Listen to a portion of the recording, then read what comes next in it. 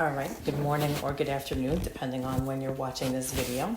Okay, today we're going to start with section 1.1, which is basic terms and definitions. And just to give you a heads up, you're going to have a quiz after section 1.4. So every time we start a new topic, it'll always tell you what section the quiz is going to be after. It's usually about halfway through the chapter. And the title of the chapter is always going to be on the top, just like you see now on the screen. This section is a lot of definitions, and again, this is obviously not a live video, so you can stop and pause and rewind as many times as you need to in order to fill the definitions in on your note packet. Okay, so as I read them, I'm not going to really give you time to copy them down per se. I'm not going to pause to give you that time, but just please pause the video and make sure that you copy down everything that you need to copy down. So everything that you're going to see in the presentation needs to end up inside of your note packet. Okay, so with that, let's get started. So geometry, that's the class that we're actually enrolled in right now, and that is a mathematical system built on accepted fact, basic terms, and definitions. Okay, a point indicates a location and it has no size, and again, like you can see on the screen here, you use a letter to represent a point. A line is represented by a straight path that extends in two opposite directions without end and has no thickness, and it contains infinitely many points. And again, on the screen, you can see three examples of what a line could look like. You have a line over on the left-hand side that's labeled with just a one letter, that's line L. In the middle, you have line AB with 2 points on it, and then you have line GH over on the right-hand side. Okay, again, pause where necessary in order to finish copying. Okay, a plane is a flat surface that extends without end and has no thickness, and it contains infinitely many lines. I like to think of a plane as like a chalkboard, but if you were looking at that chalkboard would extend in every direction forever. Okay, and a collinear set of points are points that lie on the same straight line. So again, if I were to just draw a line here,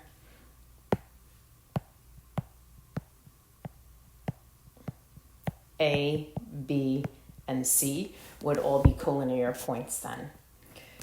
Coplanar are either points and lines that lie in the same plane. So again, if you look back up to the definition of a plane, you can see you have some lines there. Those lines are coplanar, and you have some points A, B, C. Those are also coplanar. Okay, moving on. A line segment or a segment is part of a line that consists of two endpoints and all the points in between them. And again, the one that you're looking at there would be line segment GH. A ray consists of a point on a line and all the endpoints to one side of that line. So again, you can see in AB over here, it is going to extend forever towards that right-hand side. But this is a definite endpoint. It is not going to extend in that opposite direction. It only goes in that one direction. An opposite ray are two rays that share the same endpoint and form a line. So again, right now you're looking at ray PR, and the opposite ray of that would be PQ. Okay, parallel lines, I'm sure you've heard this definition before. Parallel lines are two lines in a plane that are never going to intersect. No matter how far you extend those two lines, they'll never cross. And one thing that I like to think about with the word parallel, when you look at the word parallel, inside of it, you have a set of parallel lines. Okay, congruent segments are segments that have the same measure. So again, if we were looking at line segment AB and line segment CD here, both line segment AB and line segment CD are both measure 10.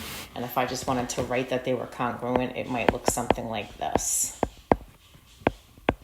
So that symbol right there in the middle is the symbol for congruent. Okay, we're going to use that a lot this year.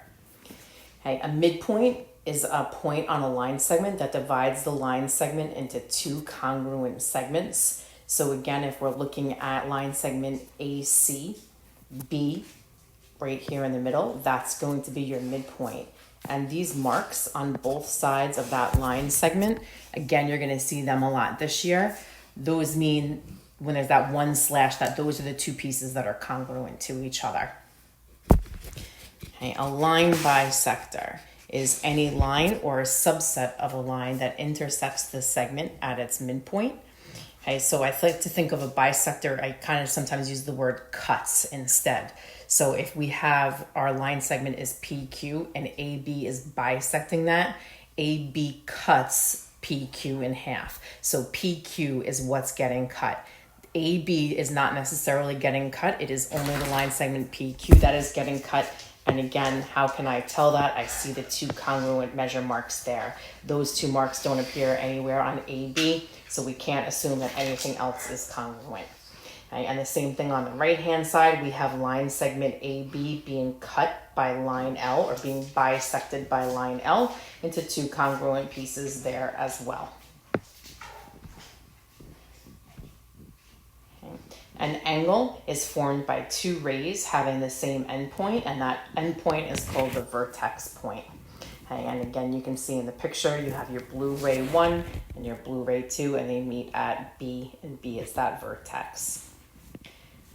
An acute angle is an angle whose degree measure is greater than 0 and less than 90 degrees. So again, you're looking at a picture of an acute angle there, and maybe that angle might be 60 degrees, somewhere between 0 and 90. Can't be 0 because 0 wouldn't exist, and it can't be 90 either, because if it were 90, it's going to be a right angle, which is the definition that is right underneath. Okay, so a right angle is an angle whose degree measure is 90 degrees. Okay, and again, you are put this little box in the corner there to reference that 90-degree angle. Okay, an obtuse angle is an angle whose degree measure is greater than 90 but less than 180. Again, like with the acute, it can't equal 90 degrees, because if it was 90 degrees, then it wouldn't be obtuse, it would be right. And it can't also equal 180, because if it equaled 180, it would be a straight line or a straight angle. And again, that's going to be the definition that is going to be right underneath here. So a straight angle is an angle that is a union of two opposite rays. Again, it's a straight line, so it has 180 degrees in it. Again, a simple basic fact that is going to come up over and over again throughout this year is that there are 180 degrees in a straight line. And congruent angles are two angles that have the same measure. So again, if I'm looking at my blue angle and my red angle here, my blue angle has a measure of 60 degrees and my red angle has a measure of 60 degrees. So again, those two angles would be congruent. Okay, adjacent angles are two coplanar angles that have a common vertex, a common side, but no common interior points. So this line segment right here in the middle, BC, is their common side. But again, the points that are in here are only part of angle part of angle DBC, and these over here are only part of CBA. Those two little squiggly areas never overlap, so they have no common interior points. Vertical angles are two angles whose sides are opposite rays. Okay, and again, two different pictures here. I think the one on the left might be a little bit easier to see. Okay, so angle 1 and angle 3 would be considered vertical angles. Again, opposite rays. There's one ray that way, and then opposite that is that way. One ray goes that way, and then the other one goes that way. Okay, and again, not only can I say that 1 and 3 are the vertical angles, but I can also say angle 4 and angle 2 are another pair of vertical angles. Okay, and eventually what you're going to see, this is going to come up a lot throughout the year as well, is that those vertical angles are going to end up being congruent. You don't need to know that fact right now, but they are, and it's going to come up a lot. Okay, so two complementary angles. So complementary is going to be our next definition here. And complementary angles are two angles whose sum is 90. Okay, one way I like to remember it, it's a compliment to tell me I look like I weigh 90 pounds. If you tell me I look like I weigh 180, we're going to have problems. Okay, and each angle is a complement of the other. So there are two examples here. The one on the left, we have an angle that is 50 degrees and an angle that's 40 degrees. So if you add 50 plus 40, you should get an answer of 90. And over on the right-hand side, you have one angle that's 54 degrees and the other one is 36 degrees. And when you add them together, you should get an answer of 90 as well. Okay, so we either have complementary angles or supplementary angles. So supplementary angles are going to be our next set. And supplementary angles are two angles whose measure have a sum of 180. And again, each angle is a supplement of the other. So again, it's a complement to tell me I look like I weigh 90 pounds. Do not tell me I look like I weigh 180. That's how you can differentiate between the two. And again, you have two examples underneath. The one on the left-hand side, you have one angle that's 60 degrees and one angle that's 120 degrees. If you add 60 plus 120, you should get an answer of 180. And then again, over on the right-hand side, I didn't put angle measures in there, but you can see from the picture that if you put angle 3 and angle 4 together, they form a straight line. So when you put them together, again, they would be 180 degrees. Okay, and building off the supplementary angles definition, a linear pair, it's basically the same thing. A linear pair is going to be two adjacent angles whose sum is a straight angle. Now, technically, what the difference is up here, those two angles that I just starred with the purple mark there, those two angles, they don't have to touch. They don't have to have the same vertex point, but with a linear pair, they absolutely do. So they have to look like one of the two pictures that's underneath there. They can't be pulled apart like supplementary angles can. So that's their technical difference. But again, in essence, both are always adding up to 180. Okay, earlier above, we talked about a bisector of either a line segment or of a line segment. Okay, now we're going to talk about an angle bisector.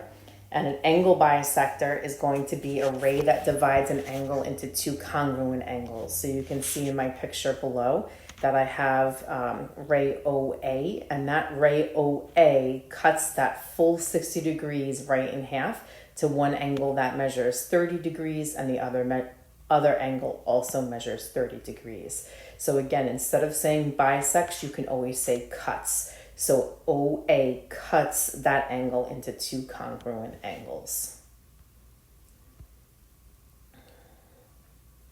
Okay, so our 25th definition here, I know it's a lot, but once we get through these, you won't have to ever copy down the definitions again. Perpendicular lines are two lines that intersect to form right angles. And again, from earlier, I told you that that box right there is how you're going to denote perpendicular lines. So again, we have that box there so we can see that line L is perpendicular to line M.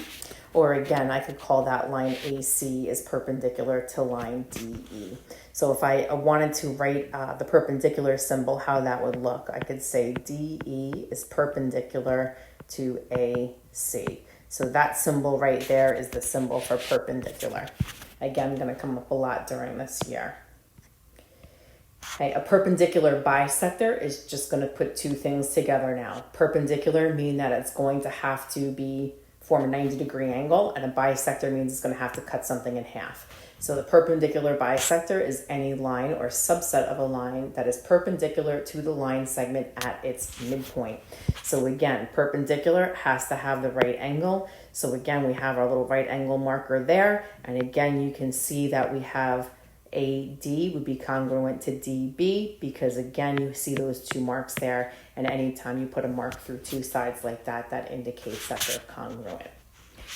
Okay, again, I know that first lesson is kind of dry, a lot of definitions. Again, please go back, take your time, just make sure that you fill in that note packet with everything that you see here. Again, you can rewind, fast forward, pause as many times as you need to get this down. I promise it'll get a little bit more interesting than this eventually as well. Okay, and I will see you for section 1, 2.